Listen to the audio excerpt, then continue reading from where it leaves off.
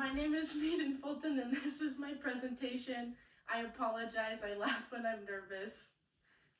My 3 people will wave. Okay. The title of my presentation is Gender Policing, How It Drives Our Interactions with Society and Ourselves Within the Gender Binary. What is gender? Gender is the set of meanings and expectations we attach to people based on whether they were assigned male or female at birth. We all have a sense of identity that lies somewhere on the gender spectrum. This is referred to as our gender identity. As we move through life and meet different kinds of people and have different experiences, our identity grows and changes with us. But as we experiment with our gender expression outside of the gender binary, society doesn't always respond positively. We're expected to act and present ourselves in ways that match the gender assigned to us at birth, and when we don't, it often leads to what's known as gender policing. Women are often expected to be mothers and homemakers, gentle and soft-spoken, modest and non-sexual, and appearance-focused, while men are expected to be emotionally tough, financial providers, sexually driven, and low maintenance. Where does gender expression/identity come from? We learn gender quickly after we are born through observing either our parents or the people in our surroundings. We pick up on the behaviors that are taught and presented to us. One of the most prominent ways that children learn is through toys. When parents buy toys for their children, they tend to give their girls girl toys and give their boys boy toys. Most toys are categorized this way in most stores, so it's easy for these toys to be coded with gendered undertones or messages. And then here I just have examples of what girl toys are typically expected to be and what boy toys are typically expected to be. A study from the National Library of Medicine found that there are some factors like prenatal hormones, genes, and maternal immune responses that could affect the way that we develop gender identity in infancy, but none of these were conclusive enough to suggest that they play a big enough role to determine our gender identities. So the primary source appears to be primarily social and learned from parental figures. A lot of the times parents will step in and perform gender policing on their children to ensure that they are performing gender the correct way so that they fit in. As children start to get older, they become very serious about doing all things correctly, a lot of the time more serious than their parents, especially when it comes to doing gender right. They are very vocal about making sure that they have the correct toys or the correct clothes so that they fit in properly. During the teenage years, some kids start exploring their identity. Identity exploration and a changed environment with different groups begin to show that the way we express ourselves may not be as strict as we thought, but other kids may begin to make fun of them. Do you guys know what gender policing is? Or do you have an idea? So, bullying. What else? Sorry. Okay. Like nonverbal cues that you disapprove of someone's gender expression. That could be part of it. There's nonverbal.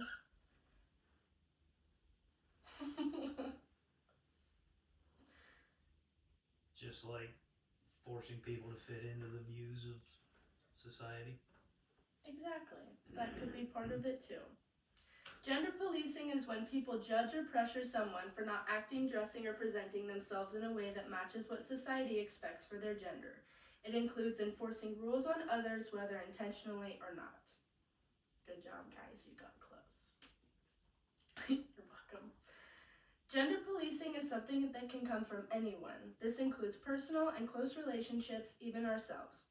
Gender policing exists on a spectrum that can include subtleties and microaggressions all the way to macroaggressions, harassment, and physical violence. In an effort to continue to fit in, we tend to avoid policing by putting on a gender performance. This is a way for us to avoid not just negative social responses, but also potential negative consequences to our social lives or career/job opportunities. There are 3 gender policing strategies. There's the shame strategy, the dehumanization strategy, and the dismissal strategy. Okay, next question. Why do we police how others express their gender? Is it because things that are different make us uncomfortable? Yes, Mom, that is a very good answer. I thought that was the answer. Do you have any other thoughts? Or opinions? Or answers to the question? No. Okay, perfect. I thought Mom put that in a very good way. Thank you. When someone steps outside of the norm and what we are used to, it creates a feeling of discomfort and unfamiliarity. When we are unable to enforce the rules that we are used to, it maintains a sense of order. As a society, we are very married to the idea that gender is equal to sex, when in reality, they are very different things. The definition of sex is defined as primary sexual characteristics that are distinguishable between biological men and women. Gender isn't as strict and as rigid as we are taught to believe it is. It actually presents itself in many different ways across different countries and cultures. The way that a masculine man in the US and Scotland oh my god, sorry. Okay. The way that a masculine man in the US and Scotland are different, for example.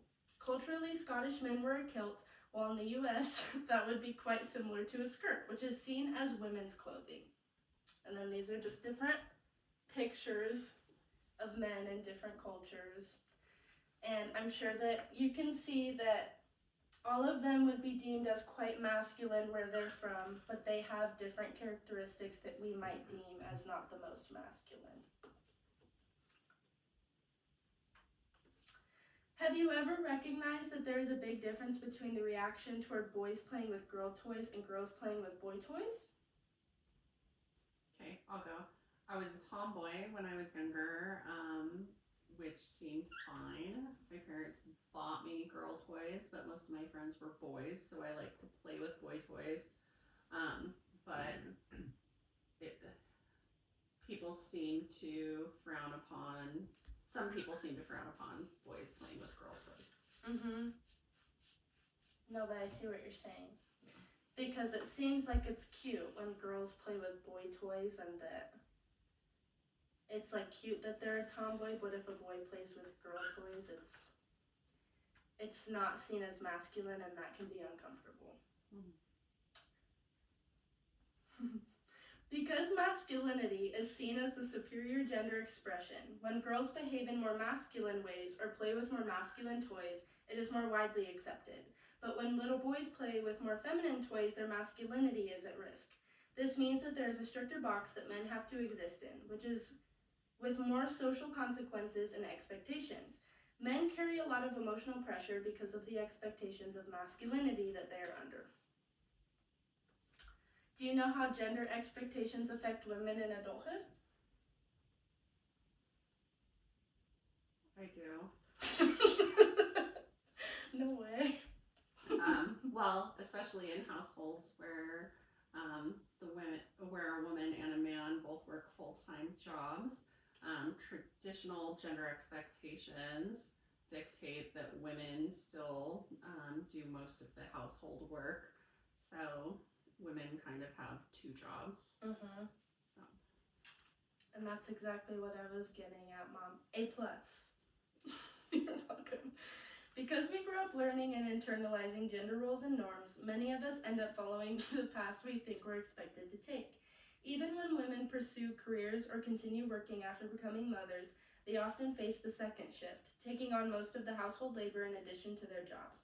Social expectations prime women to be the primary caregivers and to manage cleaning and domestic responsibilities. So even when women challenge traditional gender stereotypes, by working outside the home, they are still left with the bulk of the responsibilities at home. Moving forward, Okay. How do you guys think that we can try to break these strict gender rules and avoid being perpetrators of gender policing? I want to hear from the men. I haven't heard much in the past couple slides. I genuinely don't have an answer. What do you think, Mom? just by being more inclusive of people, whether or not you like or are comfortable with their gender expression. This is my answer. The answer, unfortunately, isn't easy or simple. Even if we try to avoid it, we will all continue to gender police each other and ourselves out of habit. But what we can do is try to recognize those moments and try to be better for ourselves and future generations. Thanks, guys. You guys Nice job,